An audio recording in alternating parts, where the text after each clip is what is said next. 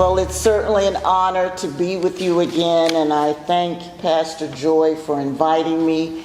It's truly a pleasure and a privilege to stand before God's people. Let's just bow our heads. Lord, thank you for another day, because this is the day that you have made, and we will rejoice and be glad in it. Please help us to understand this complicated emotion called anger. Amen.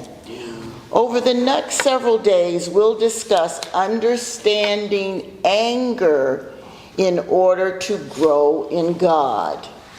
In Ephesians 4:26 through 27, it says, "Be angry," we know it by heart, "but what? Sin not. Do not let the sun go down on your anger, nor give place to the devil." So the first page of your handout, quickly, choose 3 that best describe how you do anger. Just circle 3. Quickly. Think long, you think long. So just what comes to you.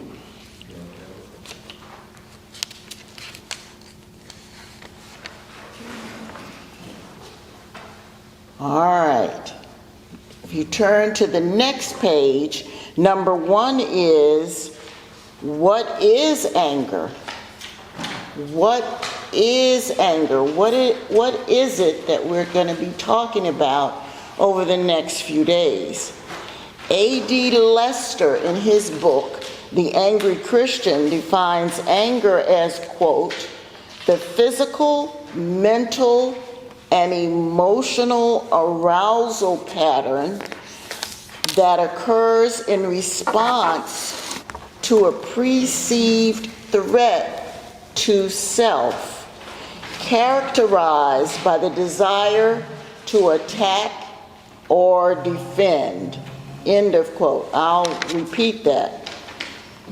In The Angry Christian, A.D. Lester defines anger as, quote, "the physical, mental, emotional arousal pattern that occurs in response to a perceived threat to the self, characterized by the desire to attack and defend." End of quote. Anger is one of the most complicated, multi-dimensional emotions. It is also most difficult to pinpoint because it can be mixed with so many other emotions. Now, I learned this throughout the years. Write this down. It's going to help you. Hurt plus disappointment often, not always, but often equals anger. Hurt plus disappointment often equals anger. You know, look under that anger and see what's really going on. Are you hurt? Are you disappointed? Something is really going on under there. And we oftentimes would rather just not, talk about the hurt and the disappointment. We would just rather lash out and say, "I'm angry at you." Well, what else is going on under there? Sometimes we are angry because we are hurt and disappointed. This will truly show with your spouses and children. Truly. Your teenager did something she knows you disapprove of. First, you're hurt. Then you're disappointed. And the more you think about it, you start becoming angry. Okay? I told her not to do that.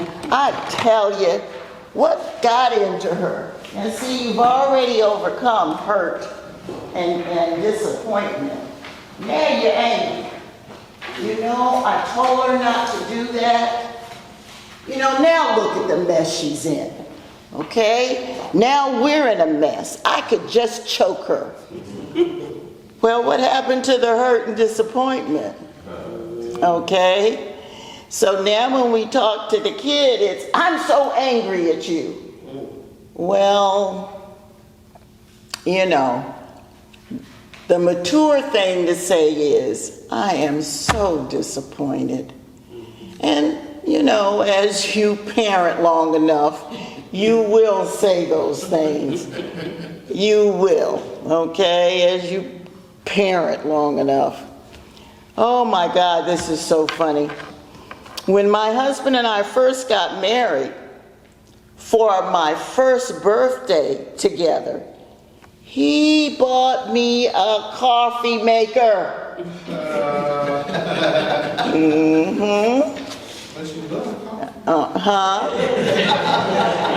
Chris, what was that? We're guessing his logic was, but you love coffee. Right.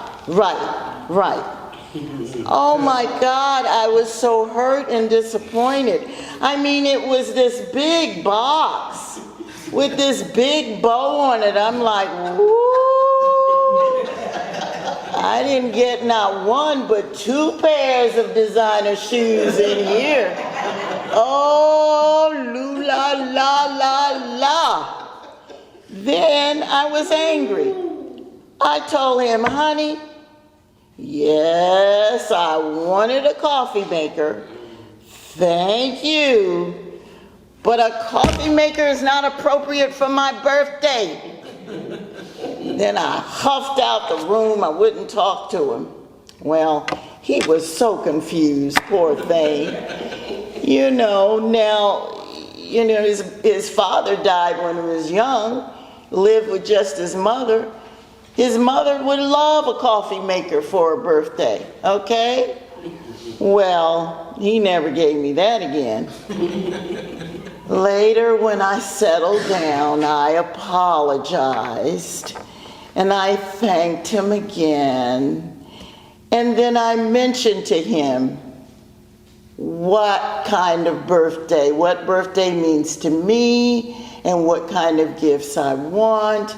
And yes, I wanted a coffee maker, but buy that on a Monday, not on my birthday. So he said, oh, honey, I just didn't know. I said, yeah, and I shouldn't have gotten so angry. But see, I was hurt. And I was disappointed because I had been looking at this box sitting on the counter for a few days now. And he kept saying, don't touch, don't touch. Well, my imagination just ran, you know, all amok. You know, and I mean, it was too big for one pair of shoes, Pastor Joy.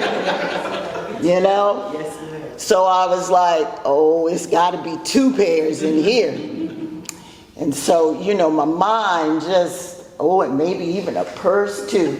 Woo! I mean, my mind just, you know, okay. We would have been eating pork and beans, but that's okay. God has a lot to say about anger in the Bible. The first mention of anger comes in Genesis 4 and 5. The last reference is found in Revelations 19 and 15. In the Old Testament, anger is mentioned 455 times, with 375 of those times about God's anger. In Ephesians 4:26-27, as we know, be angry but sin not. Do not let the sun go down on your anger, nor give place to the devil. Yes, we'll get angry, but deal with your anger before it becomes a sin. And don't go to sleep when you're angry. Have you ever tried to go to sleep when you're angry? You toss and turn all night long. You didn't get a bit of sleep, right? By the time you fell asleep, the alarm went, right? So here you were angry all night instead of dealing with your anger.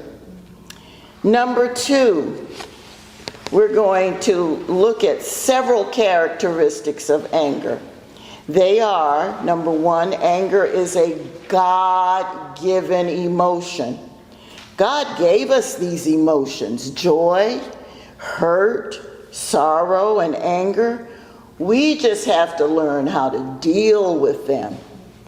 Number 2, anger is a secondary emotions. See, the problem comes in when we make it the primary emotion and we run around being angry at everybody, okay? And no, it's a secondary emotion. We've got to find out what's going on. Anger is almost an automatic response to any kind of pain. It is the emotion that most people feel shortly after they are hurt, afraid, disappointed, suffering grief. You know, we just lash out. We don't want to deal with the underlying emotions. Like when your spouse forgets your birthday, or when he gives you the wrong present. You are hurt, disappointed, and angry. When your 16-year-old teenage son doesn't come home at his appointed curfew time, oh my God, you first experience fear. Oh my God, he could be hurt. He might be in a ditch. Oh my Lord, do I need to call his friends? Do I need to call the police? Honey, get down here. What's going on? Then when he shows up unharmed, oh, now I'm angry. Okay? Oh yeah, now I'm angry. All right? Number 3, anger is the most mislabeled emotion of all, because we're really experiencing fear, hurt, frustration, disappointment, even loneliness, etc. But rather than identify those emotions, we would rather identify with anger that is hiding all those other emotions. Anger may keep us from confronting other emotions we are feeling. You may be using anger to override your feelings of fear, rejection, criticisms that are still echoing in your head from childhood. Number 4, anger keeps us from confronting the source of our fear. What's the source of your fear? Number 5, anger closes off communication. All right, now I would love if you would write down your answers on your handout to number 3 and 4.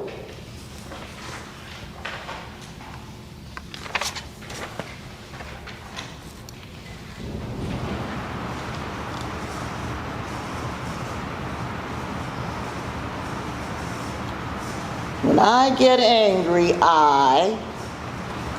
and then number 4, the last time I was angry was,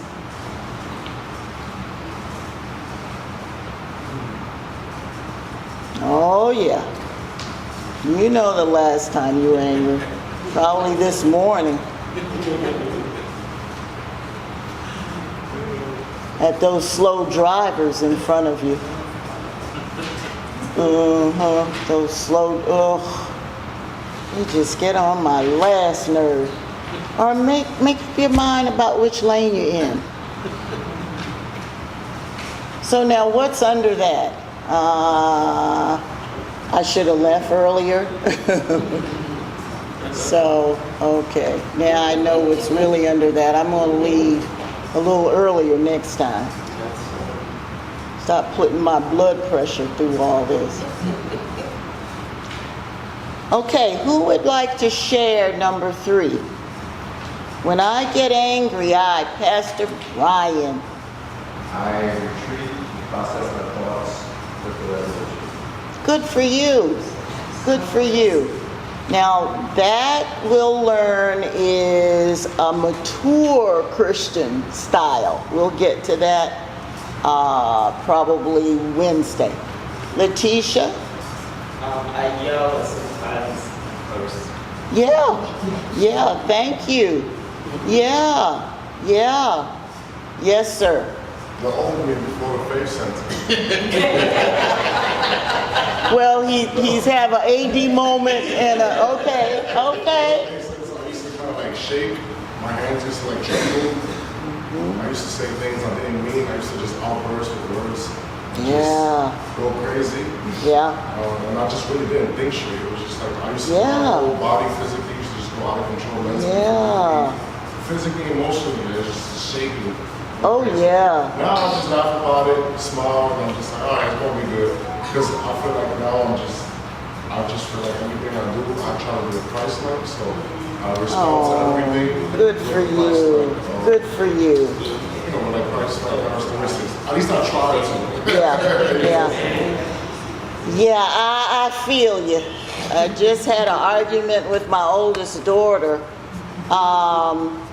She didn't want to go to the emergency room the other night. And I'm just yelling and screaming at her, okay? And I'm like, well, Cynthia, would you please calm down? What is the problem? Well, then I reflected on my husband, okay? And I said, that's where all that's coming from. But she said, oh my God, Mom, yes, we'll go to the emergency room. I don't want us to have to put you in there. But you see, you're right. There's something under there. Okay? And then I had to apologize, get her in the car. So now we lost 15 minutes dealing with, Mom, calm down. I just don't want to go. I'm like, you're going. You're going. She says, Mom, aren't you overreacting? You know how stubborn I am. You know I'll finally relent. And, no, you gotta go now. And then it was my husband. It brought all that back up, okay? Because he never wanted to go to the doctor or the hospital. Never. So, then I cried. I said, oh, honey, it just brought up Dad. She said, I figured. That's why I just said, let's go. Okay? I mean, she's fine. But can you imagine you already not feel well, and now I'm arguing at you? I mean, what a great parent I am, right? Oh, duh. What happened to the mature Christian? Duh. Okay? But sometimes, man, I give you an example. My anger, I never really had a control over it. Because growing up, I don't mean disrespect to my mom, I love her to death. But I basically raised myself. So my mom worked 4 to 1 p.m. 4 to 1 a.m. And I was in school during the day, so when I'm home, I'm on my own. So I just never had no guidance. So being here, like I'll give you an example. I don't know if Pastor Brian's not here. Yeah, he's here. He's here. Oh, like Pastor Brian corrected my anger so many people, like in a very father figure way. I appreciate it for that. And I learned through being here how to control myself, how to speak to people, how to handle things better. So, oh, that's good. Yeah, no, that's good. Yeah, our childhood plays a lot into, just because we turn 18, 21, 35, we think, oh, I'm an adult now. Yeah, but some of those behaviors aren't very adult-like, okay? Because we haven't ever dealt with everything underneath all that, and sometimes childhood issues. So that was good. All right, number 4. The last time I was angry was, Letitia? Last night, I was yelling at my son. My son. Yeah. So this topic came just in the nick of time. That's your son? Okay, did you all work it out? I calmed down and talked to him, but I realized as you were teaching that it was just that I was disappointed in him for not cleaning up something that I asked him to clean up, and that's the continuous thing is that I'm just disappointed. Yeah. You know, so now I just got a better understanding of my anger through what you were teaching. Yeah. And we can kind of say to them, you know, these are the consequences when you don't clean up or when you don't follow what I've asked you to do, and give them some consequences. It may seem that it's about your room, but what if you don't listen to me about the car, the driving, or you know when I'm so there's consequences when you're not in the habit of listening and obeying, because it may seem like just the room, but okay, that spills over into other things. Okay, Chris, did you have your hand up? No. Oh, okay. That's it. Actually, Brother Glass, but Yes. first. Yes. This morning. This morning, yeah. There you go. Yeah, here I am about to teach on anger, and here I am driving up. I'm like, oh, Cynthia, what? What? Okay, I mean, it just, okay, I gotta leave 5 minutes earlier. Okay, calm down, you'll get there in plenty of time. Okay, what were you? My wife and I, she have this battle over the air conditioner. She's either too cold or she's too hot. Me, I'm fine. Everything's fine. But she's not fine. And just as I'm leaving, honey, we changed the air. I said, change it again? I just changed it to no, honey, you want to be here? I said, okay, fine, I'll change it again. So like, you gotta like just breathe. Okay, Laura. So what's under that? I don't even know. Yeah, you have to look at that. You have to look at that. Being a caretaker, oh my God. How many times did I get angry? Okay, and I'm sucking it in and I'm smiling. Okay, and you know, I had to get me a Zoom therapist. I'm so glad they had therapists over Zoom, because I didn't have time to drive anywhere. Because she, oh my God, she helped me so much. And she says, if you don't find an outlet for this, you're going to explode. Okay, my doctor was already complaining about my blood pressure. You know, so you really have to look at that and maybe get some more help in. Okay?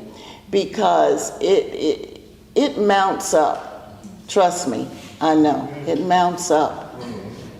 It mounts up. You know, we think it's like a sin or something to get help in or to put them in a home or something.